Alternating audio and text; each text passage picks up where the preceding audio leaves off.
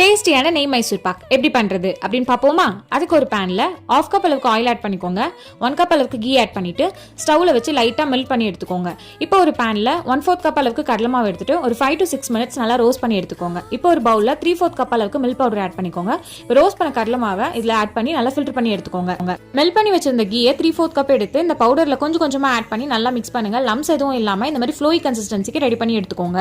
இப்போ ஒரு பேன்ல 1/2 கப் அளவுக்கு சுகரும் 3/4 கப் அளவுக்கு வாட்டர் எடுத்துக்கலாம். அதை ஒரு கம்பி பதம் வர வரைக்கும் கொதிக்க வைங்க. அதாவது நம்ம சுகர் சிரப் 2 கைக்கும் நடுவில் கம்பி மாதிரி வரணும். அதான் கம்பி பதம். சுகர் சிரப்ல நம்ம மிக்ஸ் பண்ணி வச்சிருந்த கடலை மாவு பேட்டர் ஆட் பண்ணி நல்லா மிக்ஸ் பண்ணுங்க கைவிடாம. இந்த பேலன்ஸ் இருக்க கீயை கொஞ்சமா ஆட் பண்ணிட்டு நல்லா மிக்ஸ் பண்ணுங்க. இந்த கீ நல்லா அப்சர்வ் ஆனதுக்கு அப்புறம் இன்னும் கொஞ்சம் ஆட் பண்ணுங்க. நல்லா மிக்ஸ் பண்ணுங்க. அப்புறம் கொஞ்சம் ஆட் பண்ணி நல்லா மிக்ஸ் பண்ணி நல்லா திக்கா கலர் சேஞ்ச் ஆகி இந்த கன்சிஸ்டன்சிக்கு வர மாதிரி பாருங்க. இப்போ கீ அப்ளை பண்ண பேன்ல இந்த பேட்டர் ட்ரான்ஸ்ஃபர் பண்ணிட்டு 1 or 2 hours நல்லா ரெஸ்ட் கொடுத்துட்டு நீங்க வேணுன்ற சைஸ்ல கட் பண்ணி சர்வ் பண்ண வேண்டியதான்.